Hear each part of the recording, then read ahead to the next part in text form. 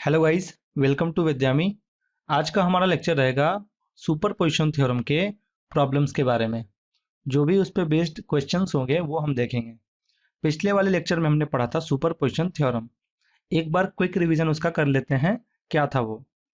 Superposition theorem एक ऐसा theorem था कि अगर हमें किसी पर्टिकुलर ब्रांच में रिस्पॉन्स रिस्पॉन्स निकालना हो जो कि कुछ भी हो सकता है, जैसे करंट या फिर वोल्टेज, ये दोनों में से कुछ भी निकालना हो तो उस पर्टिकुलर ब्रांच पे हम निकाल सकते थे इसको अप्लाई करके।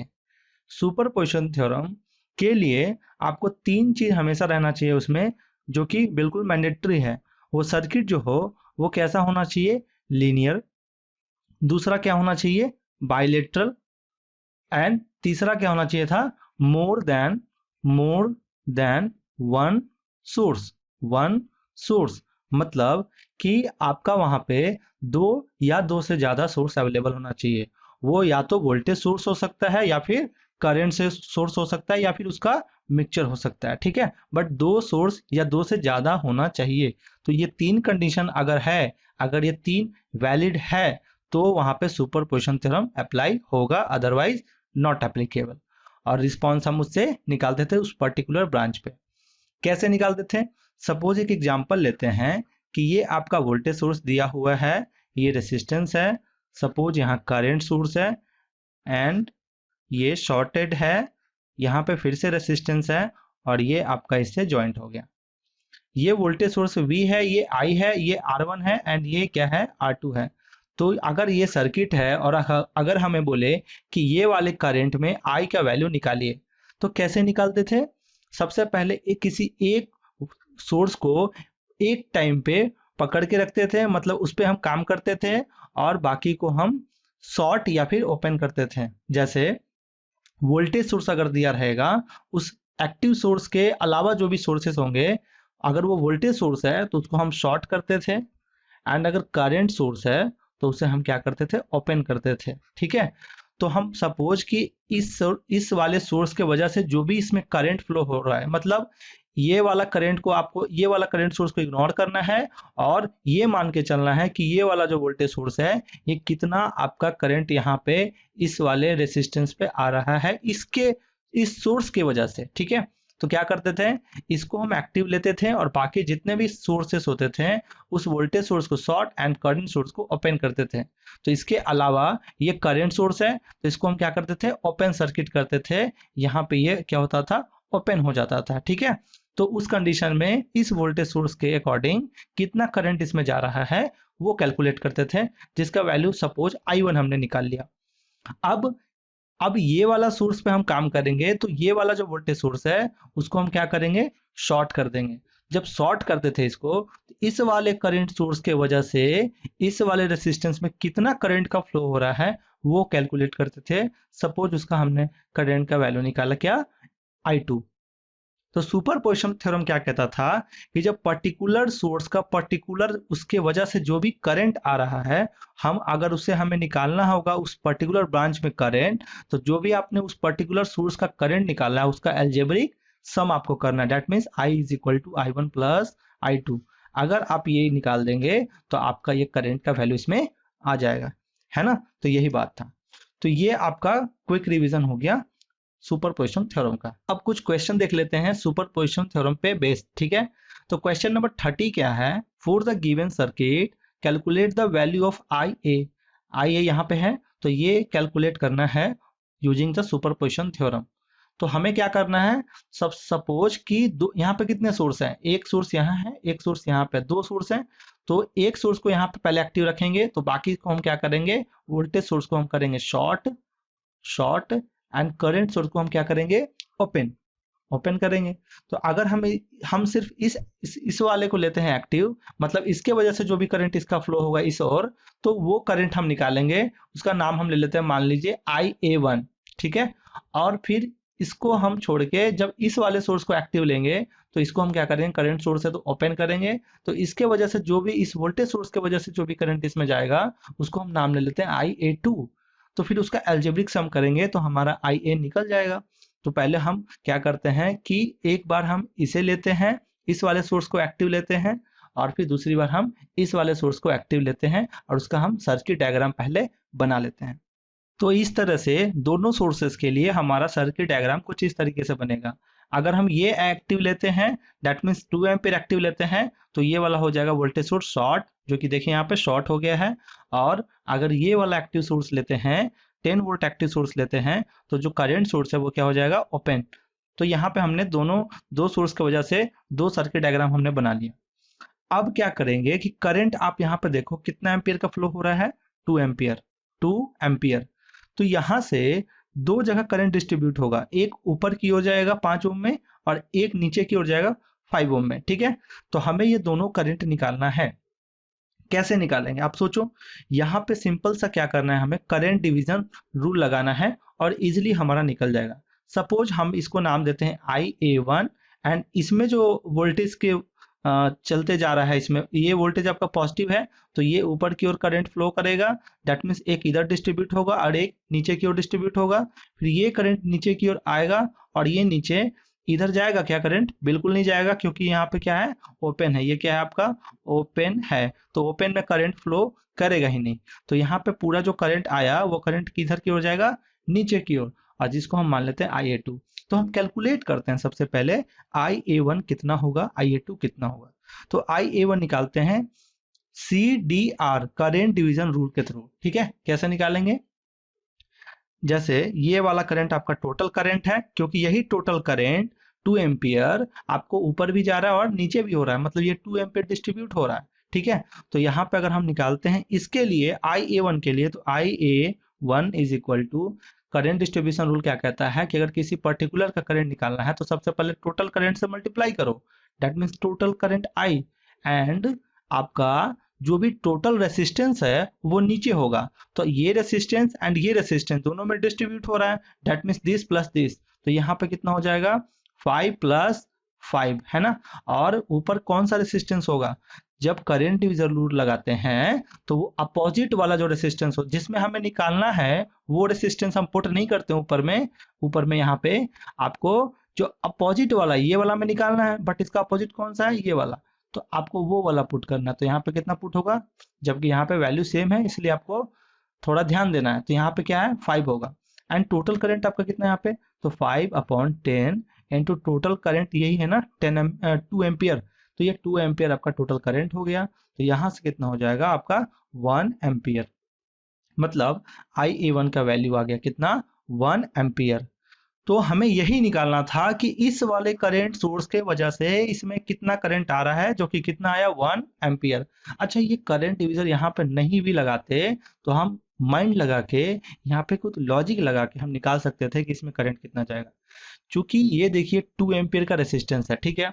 अब ये 2 एम्पियर का रेसिस्टेंस इधर भी डिस्ट्रीब्यूट होगा और नीचे भी डिस्ट्रीब्यूट होगा, बट रेसिस्टेंस कितना है, 5 ओम 5 ओम। मतलब कि यहाँ पे इजीली हम देख सकते हैं कि दोनों में रेसिस्टेंस सेम वैल्यू है, दैट मीन्स करंट का भी डिस्ट्रीब्यूशन क्या होगा, सेम होगा। तो सेम कब होगा, जब इसमें भी 1 एम्पियर का करंट जाए एंड नीचे भी कितना एम्पियर का करंट जाए, 1 एम्पियर का करंट जाए।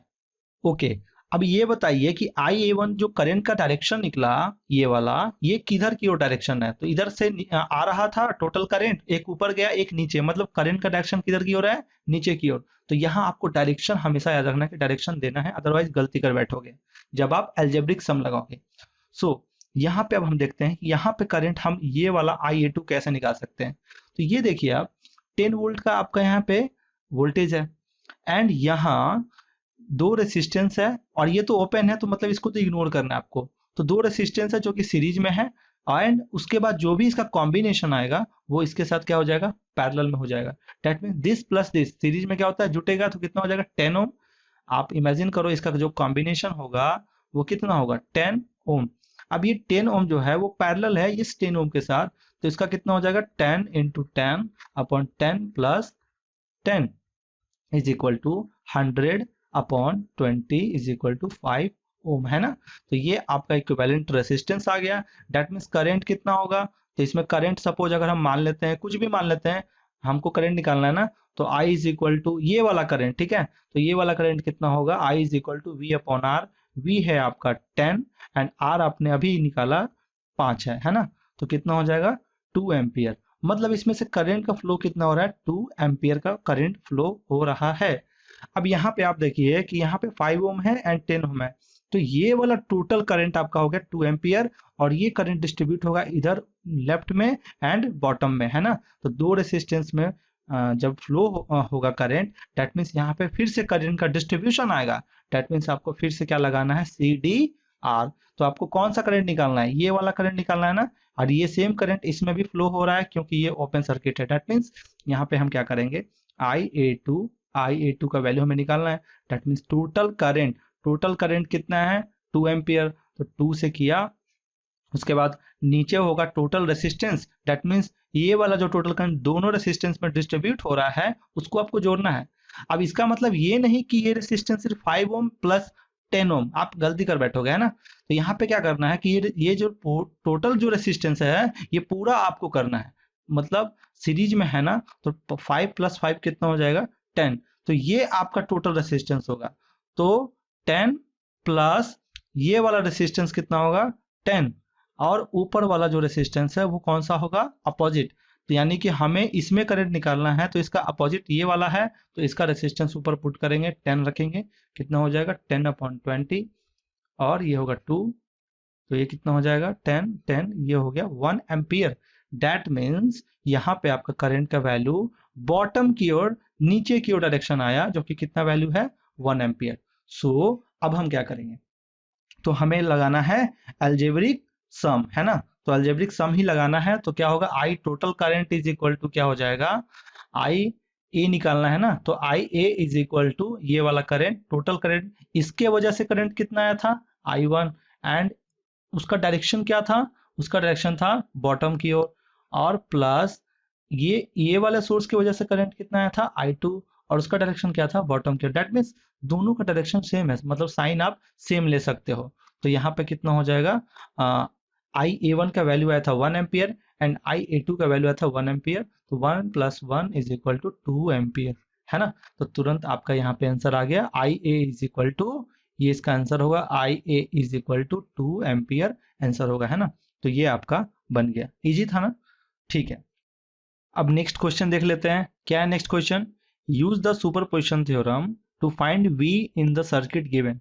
ये V आपको निकालना है, V मतलब अलजेब्रिक सम फिर से आपको करना है, इस वाले सोर्स की वजह से कितना वोल्टेज होगा। सपोज हमने माना कि V अगर हमें निकालना है तो इस वाले वोल्टेज सोर्स के वजह से जितना भी इसके अक्रॉस वोल्टेज होगा वो है V1, एंड इस वाले करंट सोर्स के वजह से जो भी वोल्टेज इसके अक्रॉस होगा उसको माना हमने V2, तो उसका क्या कर देंगे हम, अलजेब्रिक सम। दैट मीन्स हमें ये निकालना है, ठीक है, यही पूछ रहा है। कैसे निकालेंगे, एक बार आपको ये एक्टिव लेना है तो ये हो जाएगा ओपन, और एक बार आपको ये एक्टिव लेना है तो ये हो जाएगा शॉर्ट। सपोज 6 वोल्ट वाला एक्टिव है, V टेकिंग 6 वोल्ट एक्टिव, है ना। तो ये जब लेंगे एक्टिव तो कुछ इस तरीके से सर्किट हो जाएगा, प्लस माइनस रेसिस्टेंस हो जाएगा, ये रेसिस्टेंस यहाँ पे हो जाएगा, और ये हो जाएगा ओपन, क्योंकि करंट सोर्स क्या हो जाएगा, ओपन। तो ये वैल्यू है 6 वोल्ट, 8 ओम, 4 ओम, है ना। और इसके अक्रॉस अब जो है इस सोर्स की वजह से वोल्टेज हमने क्या माना था, V1, तो ये V1 है, ठीक है, यही हमें निकालना है। तो कैसे निकलेगा, यहाँ पे हम सपोज सबसे पहले क्या निकालेंगे, केवीएल लगा के हम करंट निकालेंगे कि इसमें करंट का वैल्यू कितना है। माना कि इसमें करंट कितना जा रहा है, I जा रहा है, तो अगर I इसमें करंट जा रहा है तो इसमें कैसे निकालेंगे हम, तो I is equal to total voltage कितना है 6 वोल्ट, एंड टोटल रेसिस्टेंस कितना है 8 + 4 दैट मीन्स 12, तो कितना हो जाएगा 6/12, मतलब 0.5 एम्पियर आपका करंट आ गया।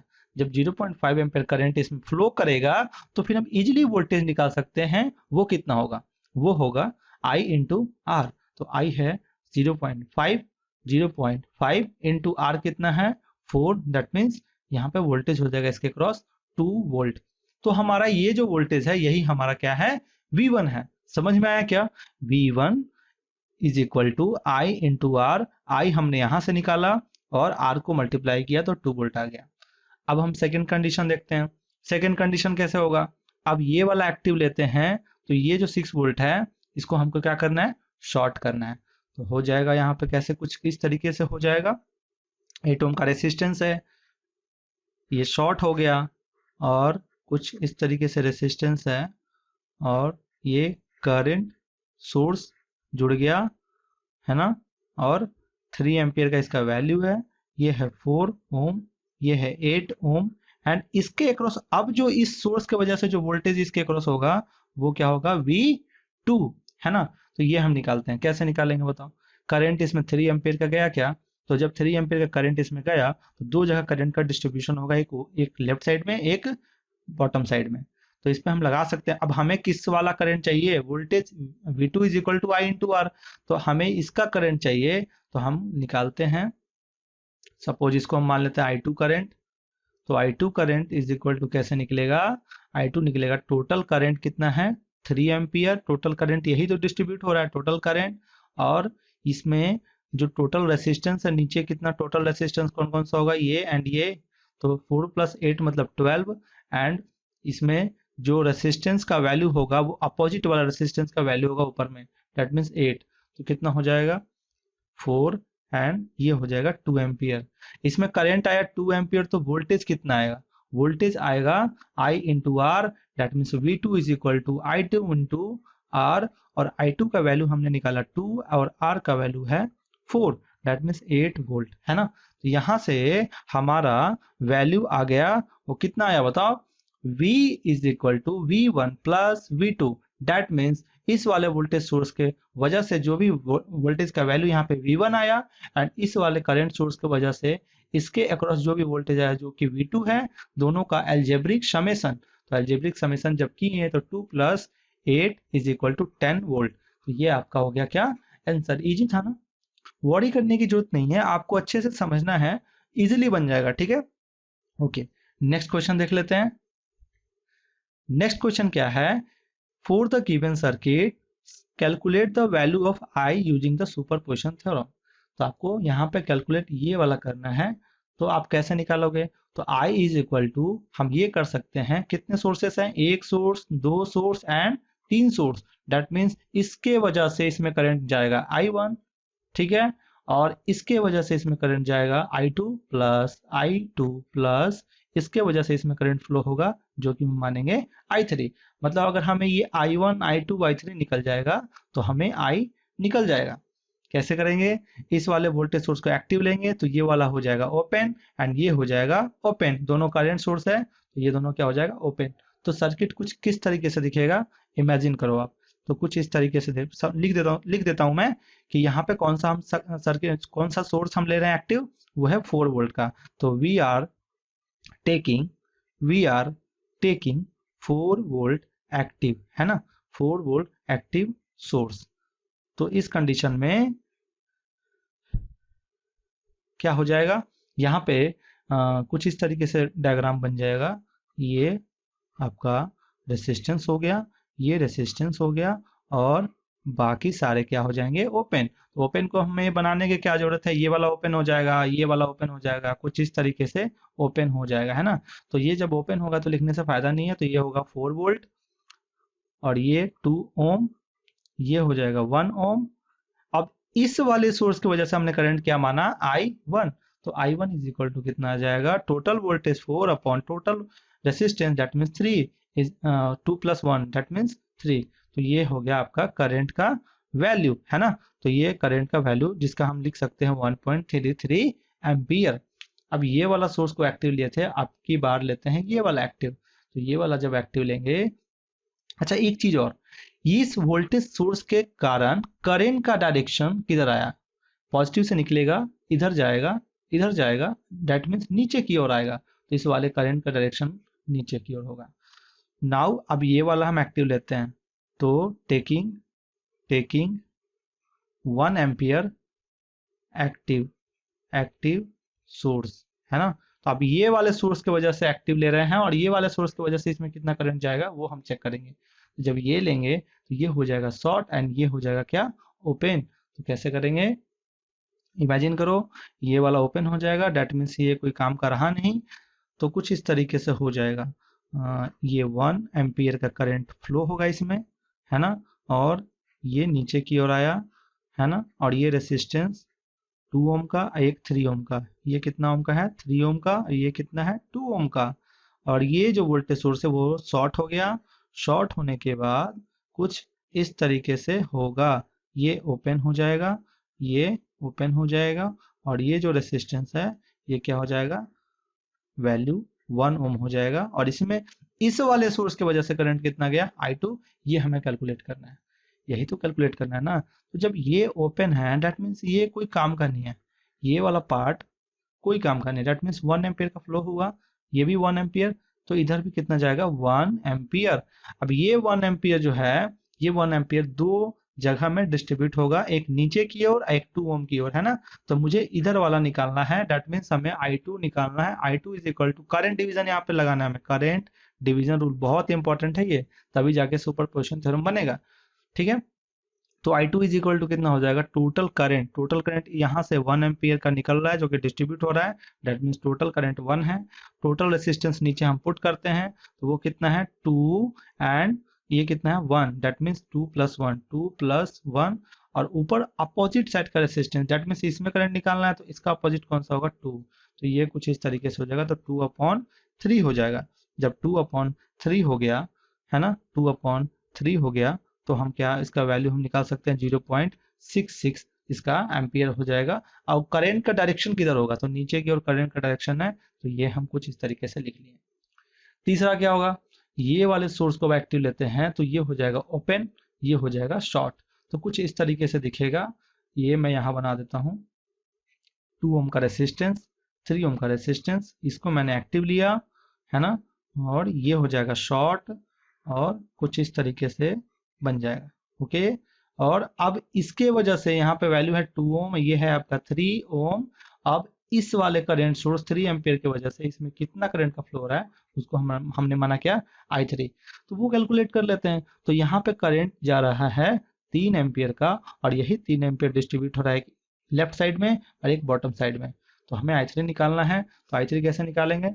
I3 is equal to total current कितना है? 3 एम्पियर, और अपोजिट साइड का रेसिस्टेंस क्या है इसमें निकालना है, तो इसका अपोजिट ये वाला है, दैट मीन्स 2 ऊपर होगा, एंड टोटल रेसिस्टेंस 2 प्लस 1, ये कितना ओम का है? 1 ओम का है। तो 2 प्लस 1 कितना हो जाएगा? 3, ये कट गया तो आपका आ गया 2 एम्पियर। तो इसका डायरेक्शन क्या होगा? तो डायरेक्शन इधर से गया, इधर से गया, तो नीचे की ओर इसका डायरेक्शन है, तो ये भी सेम, मतलब सेम, ये भी नीचे है, ये भी नीचे, और ये भी नीचे, तीनों का करंट का डायरेक्शन नीचे की ओर है। दैट मीन्स कोई मतलब प्लस माइनस नहीं करना, सबको जोड़ देना है। तो आप यहाँ पे क्या करोगे? 1.33 प्लस 0.66 प्लस 2 एम्पियर, है ना। तो इसको जब जोड़ेंगे तो अप्रोक्सीमेट 3 एम्पियर, 3 नहीं, इसका अप्रोक्सीमेट वैल्यू आएगा 4 एम्पियर, है ना। तो ये आपका आंसर हो गया, है ना। कितना इजी था। तो ये इस तरीके से हम निकालेंगे। अलजेब्रिक सम करना है, हर पर्टिकुलर सोर्स के वजह से कितना करंट फ्लो हो रहा है उस ब्रांच में, वो निकाल लो, और निकालने के बाद टोटल उस सोर्स के कारण जो भी टोटल करंट होगा वो जोड़ देंगे, तो वही हमारा वैल्यू हो जाएगा। इजी था ना। ठीक है, तो अगला लेक्चर हम क्या देखेंगे? प्रॉब्लम देखेंगे फिर से, जो कि पार्ट 2 होगा। उसमें फिर से कुछ क्वेश्चन लेंगे और कॉन्सेप्ट को और अच्छे से क्लियर करेंगे। ओके, तो मिलते हैं अगले लेक्चर में।